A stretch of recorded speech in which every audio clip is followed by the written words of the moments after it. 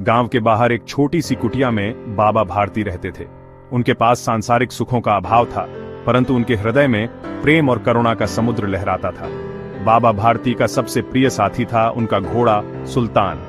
सुल्तान कोई साधारण घोड़ा नहीं था, उसकी रफ्तार बिजली सी और समझदारी इंसानों जैसी। बाबा भारती और सुल्तान का रिश्ता अनोखा था, दोनों एक दूसरे के बिना अधूरे थे। एक दिन गांव में एक अमीर व्यापारी खड्ग सिंह आया। खड्ग सिंह ने जब सुल्तान को देखा तो उसके मन में लालच आ गया। ऐसा अद्भुत घोड़ा उसने पहले कभी नहीं देखा था। खड्ग सिंह ने बाबा भारती से सुल्तान को बेचने का निवेदन किया, परंतु बाबा भारती ने साफ मना कर दिया। सुल्तान उनके लिए सिर्फ एक जानवर नहीं बल्कि अपने परिवार का हिस्सा था। खड्ग सिंह निराश होकर चला गया, परंतु उसके मन में सुल्तान को पाने की चाहत और भी प्रबल हो गई। उसने बाबा भारती को धोखे से सुल्तान को चुराने की योजना बनाई। अगले दिन खड्ग सिंह फिर बाबा भारती के पास आया, इस बार मिथ्या आश्वासनों और झूठी कहानियों से भरा हुआ। उसने बाबा भारती से कहा, बाबा मुझे माफ करना, कल मैंने जो कहा वो गलत था। मुझे सुल्तान इसलिए नहीं चाहिए क्योंकि मैं उसे बेचना चाहता हूँ। सच तो यह है कि मेरी बेटी बहुत बीमार है और एक वैद्य ने बताया है कि अगर उसे एक खास जड़ी बूटी समय पर मिल जाए तो वह ठीक हो सकती है। ये जड़ी बूटी बहुत दूर एक पहाड़ी पर मिलती है और उसे लाने के लिए मुझे एक तेज घोड़े की जरूरत है। कृपया बाबा अपनी सुल्तान मुझे दे दो, मेरी बेटी की जान बचा लो। बाबा भारती दयालु थे और एक पिता की पीड़ा को समझ सकते थे। उन्होंने खड्ग सिंह की बातों पर यकीन कर लिया और सुल्तान उसे दे दिया, ये कहते हुए, जाओ बेटा अपनी बेटी को जल्दी से ठीक करो, सुल्तान को जल्दी वापस लौटा देना। खड्ग सिंह ने बाबा भारती को आश्वासन दिया कि वह जल्द ही सुल्तान को वापस कर देगा और अपने साथ सुल्तान को लेकर चला गया। बाबा भारती उस दिन से बेचैन रहने लगे। उन्हें समझ नहीं आ रहा था कि खड्ग सिंह को सुल्तान वापस करने में इतनी देर क्यों हो रही है। दिन हफ्तों में बदल गए और हफ्ते महीनों में, परंतु खड्ग सिंह और सुल्तान का कोई अता पता नहीं था। बाबा भारती का दिल बैठने लगा। उन्हें समझ आ गया था कि खड्ग सिंह ने उनके साथ धोखा किया है। सुल्तान के बिना बाबा भारती का जीना मुश्किल हो गया था। वह उदास रहने लगे, खाना पीना सब छूट गया। उनकी आंखें हर पल सुल्तान की वापसी का इंतजार करती रहती। बाबा भारती ने अपने दिल को समझाया कि अब सुल्तान को भूल जाना ही बेहतर है। उन्होंने खुद से कहा, मोह माया सब संसार का खेल है, जो आया है उसे एक दिन जाना ही है।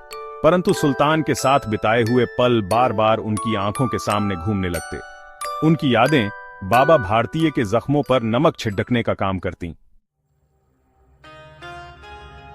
एक दिन बाबा भारती ने निश्चय किया कि वह गांव वालों से मदद मांगेंगे। उन्होंने सबको इकट्ठा करके खड्ग सिंह की धोखेबाजी के बारे में बताया। गांव वाले भी खड्ग सिंह की इस हरकत पर बहुत क्रोधित हुए। उन्होंने बाबा भारती से वादा किया कि वह सुल्तान को ढूंढने में उनकी पूरी मदद करेंगे। गांव वालों ने दूर दूर तक खड्ग सिंह और सुल्तान की तलाश की, परंतु उनका कहीं कोई पता नहीं चला। निराश होकर बाबा भारती गांव लौट आए। उन्होंने अब सारी उम्मीदें छोड़ दी थीं। अपने दुख में डूबे हुए बाबा भारती ने ईश्वर से प्रार्थना करनी शुरू कर दी। वह दिन रात ईश्वर से विनती करते, हे प्रभु मेरे सुल्तान को सकुशल वापस लौटा दो, मुझे उससे मिलवा दो। बाबा भारती की प्रार्थना में इतनी शक्ति थी कि वह सीधे ईश्वर तक पहुंच गई। ईश्वर ने उनकी प्रार्थना सुनी और उन्हें एक संकेत दिया। इधर खड्ग सिंह सुल्तान को लेकर अपने घर पहुंच गया। उसने सुल्तान को अपने अस्तबल में बांध दिया और सोचने लगा कि अब वह उसे ऊंचे दामों पर बेच देगा, परंतु नियति को कुछ और ही मंजूर था। खड्ग सिंह के घर में अचानक आग लग गई। आग इतनी भयानक थी कि देखते ही देखते पूरे घर को अपनी चपेट में ले लिया। खड्ग सिंह अपनी पत्नी और बच्चों को लेकर घर से बाहर भाग निकला, परंतु आग में फंसे सुल्तान को निकालना भूल गया। जब उसे अपनी गलती का एहसास हुआ तो बहुत देर हो चुकी थी। आग ने विकराल रूप धारण कर लिया था और सुल्तान को बचाना असंभव हो गया था। खड्ग सिंह अपने किए पर पछताने लगा। उसे समझ आ गया था कि लालच में अंधा होकर उसने कितनी बड़ी गलती की है। उसने एक निर्दोष जानवर की जान खतरे में डाल दी थी। खड्ग सिंह को अपनी करनी पर बहुत पछतावा हुआ, परंतु अब बहुत देर हो चुकी थी। उसी रात बाबा भारती को सपना आया। सपने में सुल्तान ने उन्हें बताया कि वह खड्ग सिंह के घर में कैद है और उसे अपनी जान बचाने की जरूरत है। बाबा भारती की नींद खुली तो वह घबरा गए। उन्होंने तुरंत गांव वालों को इकट्ठा किया और खड्ग सिंह के घर की ओर दौड़ पड़े।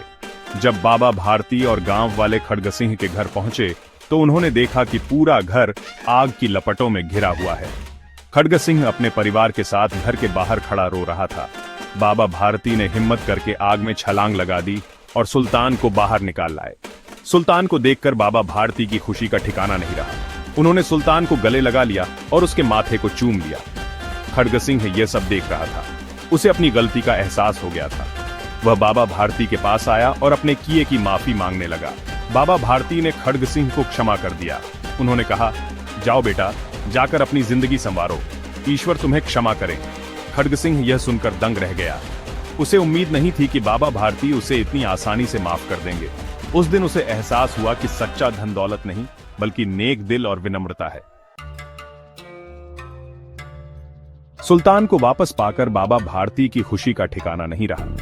वह सुल्तान को लेकर अपने घर लौट आए। गांव वालों ने बाबा भारती और सुल्तान का स्वागत किया। उस दिन से बाबा भारती और सुल्तान फिर कभी अलग नहीं हुए।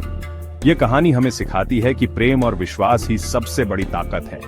लालच और धोखा हमें पतन की ओर ले जाते हैं, जबकि क्षमा और करुणा हमें महान बनाते हैं। यह कहानी हमें यह भी सिखाती है कि ईश्वर सच्चे दिल की प्रार्थना जरूर सुनता है। हमें हमेशा नेक रास्ते पर चलना चाहिए और दूसरों की मदद करनी चाहिए।